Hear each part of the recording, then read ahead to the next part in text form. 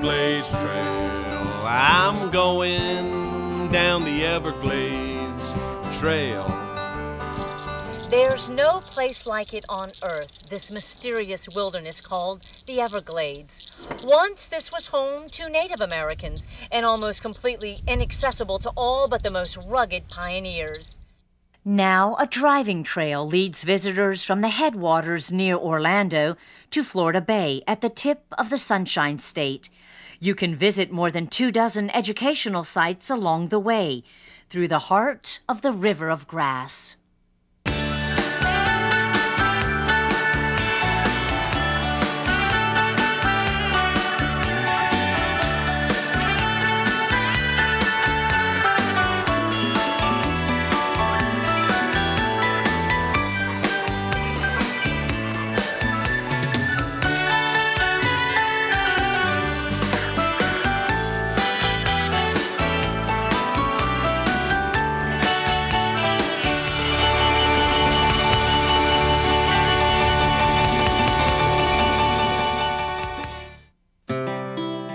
The Everglades' reputation as a swamp teeming with bugs and snakes has always attracted the adventure tourist, but often sends families scrambling for a safer vacation. For the thrill seeker, the remoteness still leaves plenty of uncharted waters. For those who want the goosebumps and a well-worn path, the Everglades Trail helps you uncover the unimaginable. It's very important that the American people understand the significance of the Everglades. Unlike, let's say, a place like Yellowstone or the Grand Canyon, where you're just overwhelmed by the physical properties of it, the Everglades is a much more subtle place. You have to experience it, to feel it, to walk in it in order to understand why this is one of the world's most significant environmental sites. That subtle beauty may be an acquired taste. When Governor Napoleon Bonaparte Broward ran for office in 1904, his singular platform was to drain what he called the wasteland of the Everglades. But what we have learned in the last roughly almost 100 years is that we don't think of them as wastelands anymore. We think of them as God's wonderlands. The quiet, haunting sounds of the swamp speak volumes to those who want to listen. Different people perceive this area in different ways. Two gentlemen came out to the swamp, Sawgrass Prairies, back in the late 1800s, and one of them stood out in the Sawgrass Prairie, looked around himself, and said, "Out here, you can see more of nothing than anywhere in the world." And another gentleman came out here, James Audubon, and he said, "This evening at sunset, when I stood out in the Sawgrass Prairies, there were so many birds flying across the sky that they blocked out the sun for minutes at a time." So two different individuals, two very different ways of looking at things. And so it's when we begin to open our eyes and even more experience this that we begin to appreciate the beauty of the wetlands and the swamps. That's right, paradise, lost and found. Paradise, take a look around. The story of the Everglades is the story of water. A wet season and a dry season. Huge amounts of rain fall in the wet season, as much as 60 inches between May and October. The dry season brings flocks of birds rarely seen anywhere else on Earth. Pools of water are home to gators and other wildlife, and just inches of water create the tapestry of the Everglades. We call this slow river of grass sheet flow, and it's actually just very shallow water moving not at what the speed you'd expect to see in a river, but almost imperceptibly. That if you look at it very closely, you can see tiny particles moving by, maybe in an inch a second, very slowly. And that's one of the things that makes the Everglades unique, different from almost any other wetland system in the world. The true headwaters of the Everglades is near Orlando, Florida, so our journey on the Everglades Trail begins at the river's source, the Nature Conservancy's Disney Wilderness Preserve. Well, you're right. We're actually located quite a ways from Florida Bay. It's probably a 4-hour drive, couple hundred miles. But the water that actually originates here in this area, Central Florida, the headwaters of the Everglades, does make its way through many different wetland systems down into Florida Bay. So a drop of water really could start up here and end all the way up down there. When the Spanish explorers first came to Florida, they called the land Pascua Florida, the land of wildflowers. They might have been referring to this part of Central Florida. In the fall, the fields are filled with colors, yellow, purple, and red. The upland pine community is home to a huge diversity of grasses, herbaceous plants, as well as wildflowers growing among the shrubs and palmettos. The unique blend of dry and wetlands creates the perfect conditions for the rare sandhill cranes.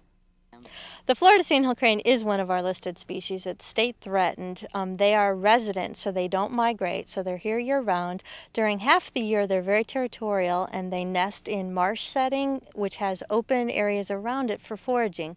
Grass, insects, roots, they eat a variety of things. It is actually a very rare species because it's limited to that particular habitat mix here in Central Florida. Like the early conquistadors, horseback is the perfect way to travel through this unforgiving terrain. And as amazing as it sounds, some of the trees may have been here when those first explorers traversed the area. That particular cypress there is between 300 to 400 years old.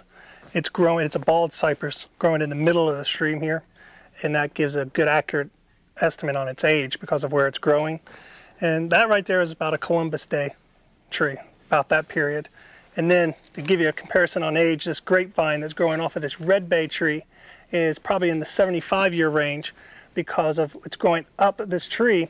It's in the branches, but it didn't crawl up the tree, so it got taken up with this red bay, which is about 80 to 100 years old. The Everglades is synonymous with creepy, crawly spiders and bugs. Dozens of spiders weave their webs throughout the trees and grasses. As sinister as they seem, few are fatal to humans. All spiders are poisonous, but most of them, the poison is so minute that it doesn't hurt us or they can't bite us. They're not able to break our skin surface. The Everglades is often misunderstood. The water looks dark and dirty, but in fact, it's very clean. It looks dirty to a lot of people, especially tourists, but it's super clean. It's great for taking a bath because when you get out, you're like squeaky clean because it's so acidic. And it's also, the coffee color is tannic acid from the cypress and a few other trees.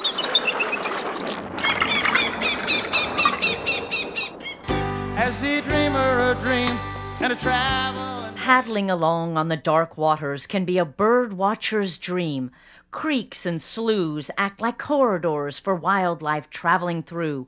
More than 200 species of birds sing and soar in the Everglades.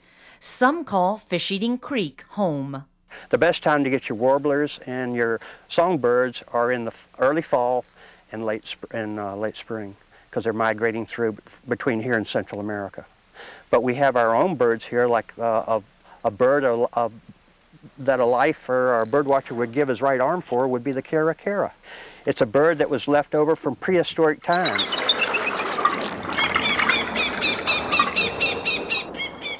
Birds are not the only inhabitant that some say comes from another millennium.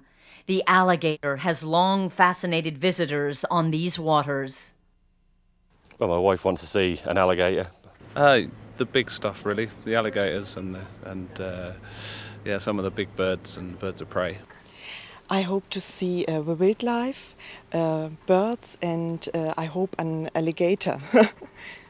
When you see a gator glide through the water, you know you are in a land where Mother Nature still has the upper hand over the so-called civilized world.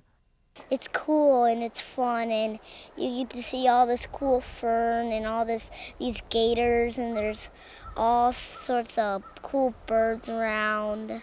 Children are particularly fascinated by the alligators, and which is good. It will help them and encourage them to come here. The one thing that children should know is that the alligators are only one part of numerous species that occur here. And if learning about the alligators is the door that opens for them to the Everglades, that would be a positive thing. Alligators are a walking dichotomy. They are slow and clumsy looking, but can outrun a horse in a short sprint. They can be ferocious and yet incredibly gentle. Really amazing to think that this huge animal, this 8-foot animal that can crush a turtle with her jaws, will also be very delicate, dig open the nest, pick up an egg in her mouth, roll it around in her mouth, and hatch out the baby alligator and have it come out of the mouth without any teeth marks on it. See you later, alligator. After a while, crocodile. We used to say that as children, just being silly. But in fact, the Everglades is the only place in the world where you can have that conversation and actually mean it. Yes, the Everglades is the only place in the world where we have both the American alligator, here in my left hand, and the American crocodile, shown here in my right hand. Both of these occur in the southern part of Florida in Everglades National Park. More specifically in the coastal areas. Crocodiles are a more coastal species and alligators are more freshwater species, and in that coastal estuarine area they sometimes intermix. The alligators, you can see, have a much rounder snout, whereas the crocodiles have a much pointier snout. That's one of the differences. Another thing is in the color. The alligators are mostly black in color and the crocodiles are more of an olive green. When we come back, we meet some of the early inhabitants of the Everglades.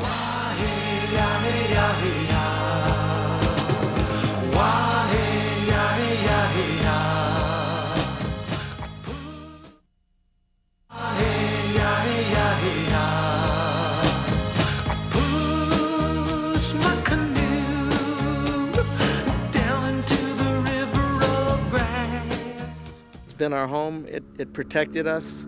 At one point, we didn't know if we would survive. With the Removal Act, this Everglades helped us.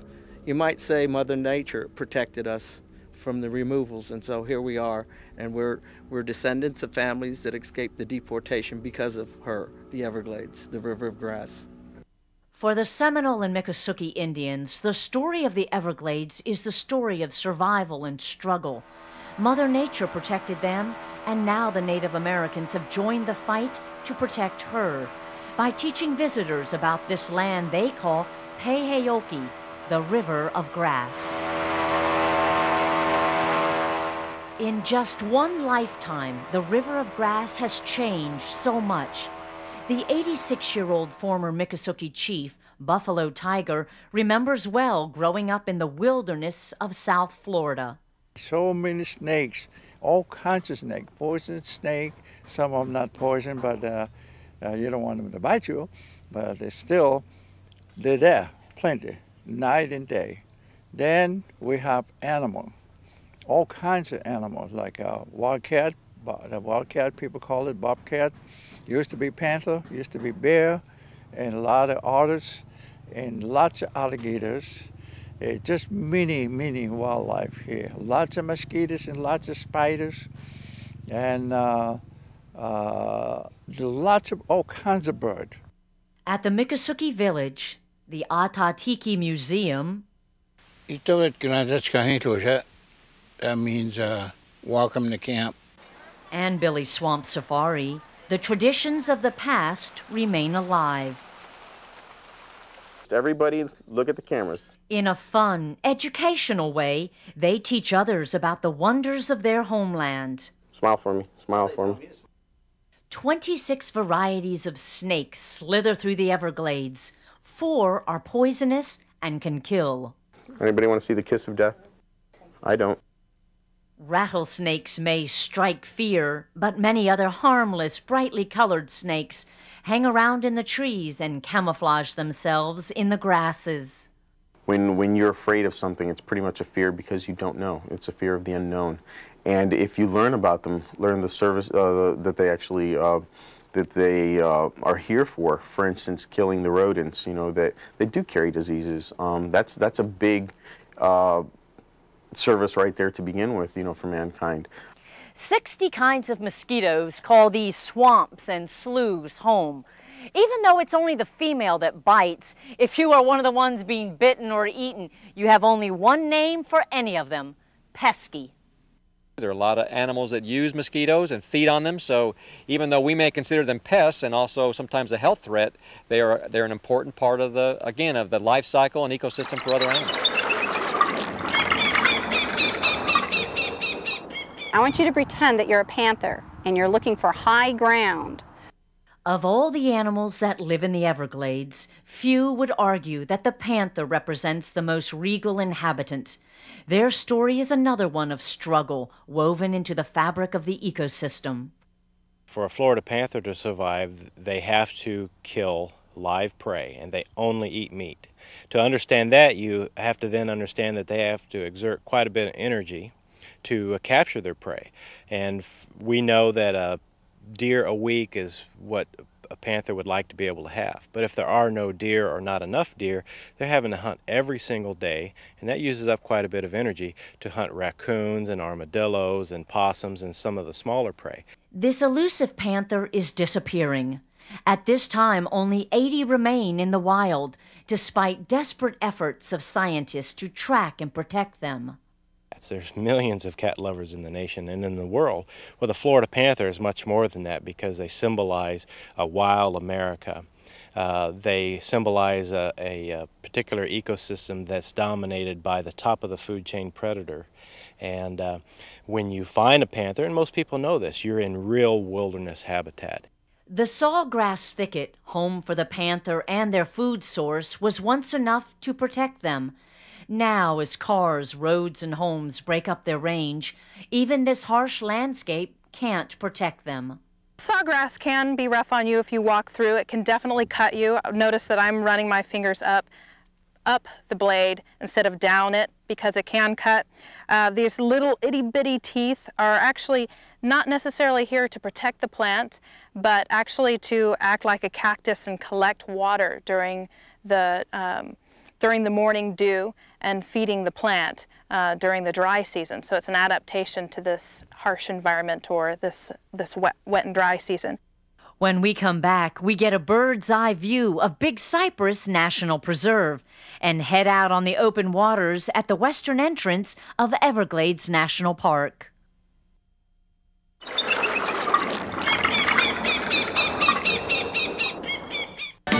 Better days are in the cards, I feel it in the changing wind. I feel it when I fly. The Everglades, when I'm flying over it, it reminds me of Africa. And I have a love of Africa, and it's like Africa in America in terms of the vastness and the natural beauty. And that's what it looks like to me when I first go over it. And I always think about it. It reminds me of such vast, infectious, and inspiring beauty, the way you can sit out and look from horizon to horizon on the plains of Africa. I feel the same way in the Everglades. In the air or on the ground, the vastness is hard to describe or take in all at once.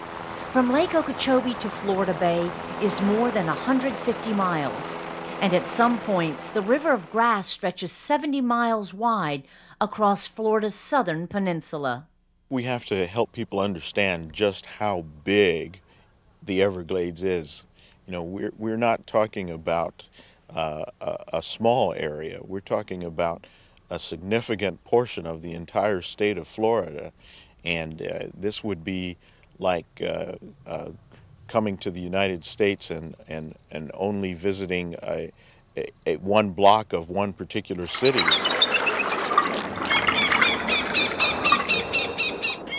Everglades National Park alone is the largest protected subtropical wilderness in the continental United States. 1.5 million acres of sawgrass prairies, mangrove forest, and shimmering waters invite tourists on endless adventures.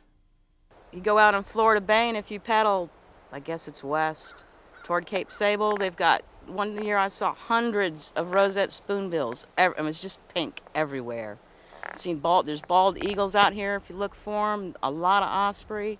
It's just great. Oh, now the sun go sliding across the water. Sailboats, they go searching for the breeze. Twisting and turning through mangrove tunnels where the sun has trouble peeking in, kayakers can paddle for days through these waters. It's hard to say with a straight face, but in fact, this place is for the birds. They come in every color of the rainbow and in all sizes and shapes, birds of prey and long-legged wading birds. When you're seeing spoonbills foraging along in the shallow water areas, they forage by what's called tactile feeding, which means they touch and feed by feeling what's on the under the water. And so shallow water is really the best place for them to forage because the prey get concentrated. And that's one of the things that's really interesting about the Everglades and very important in how we manage the water is that we must have these dry down periods in order to concentrate the food that the wading birds are eating. Observe the great blue heron, so graceful in his flight, standing proud along the banks, not knowing of the fight. But we are not the first generation to admire these birds or enjoy their coats of many colors. The egrets and the herons, during their breeding period, they get these special plumes. They're very beautiful, actually, and they use these to attract their mate. During the 1800s, it was very popular to use these plumes in hats, and they became so popular that 1 ounce of plumes was actually more expensive than an ounce of gold. It would actually cost about $32 for an ounce of plumes. And to get 1 ounce of these plumes, they would actually have to kill 4 birds. Even the unseemly vulture is a welcome sight to some in this area. Vultures are our cleanup crew. They're the essence of what makes the Everglades a great place to visit, because if you didn't have the vultures that are working along with this system, making it a clean, beautiful smelling place, I wouldn't want to work here. It would smell horrible. Safe, except from the prying lenses of photographers, the birds and alligators can put on quite a wildlife show. You take about 5 steps and see another animal, a bird, an alligator, a turtle, you name it. It's fantastic. The rain that began near Orlando has now traveled almost 200 miles south to Florida Bay. It has taken a year for the water to slowly, almost imperceptibly seep south at the rate of a quarter mile a day.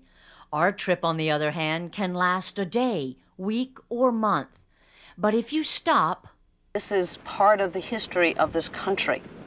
And to be able, for children to come here is the tribal linkages to all our Native Americans that are here, and to be able to tell the story of not only the future of our country, but our past through coming to parks.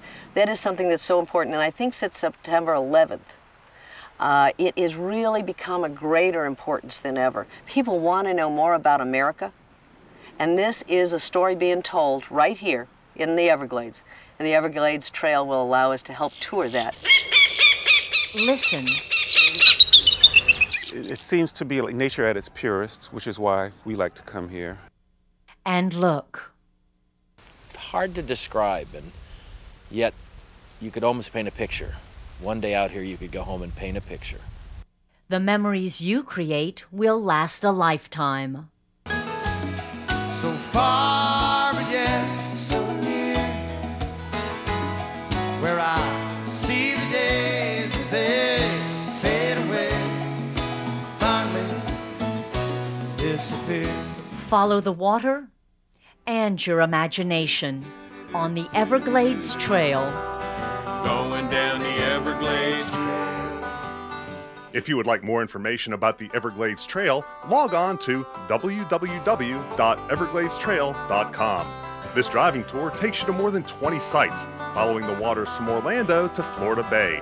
Hike and bike the trails, fish the lakes, paddle the rivers and sloughs, camp in the parks, or just stop at the visitor centers and enjoy the wondrous world of the Everglades Trail.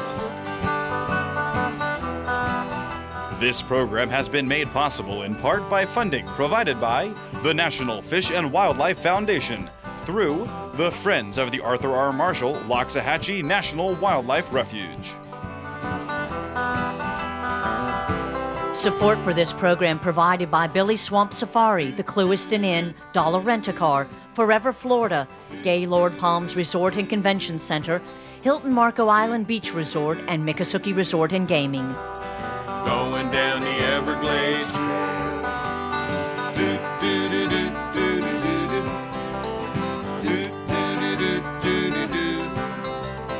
Do, do, do, do, do, do, do. Going down the Everglades Trail. I'm going down the Everglades Trail.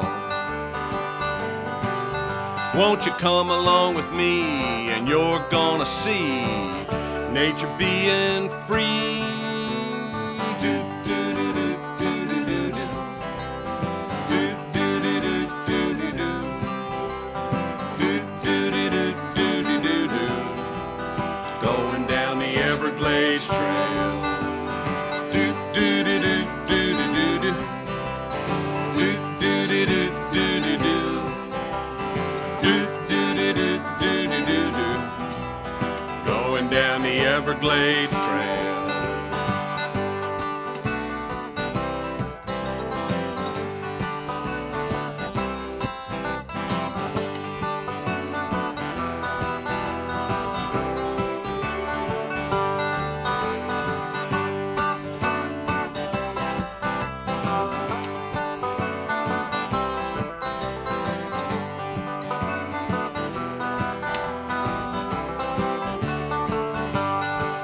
I'm going down the Everglades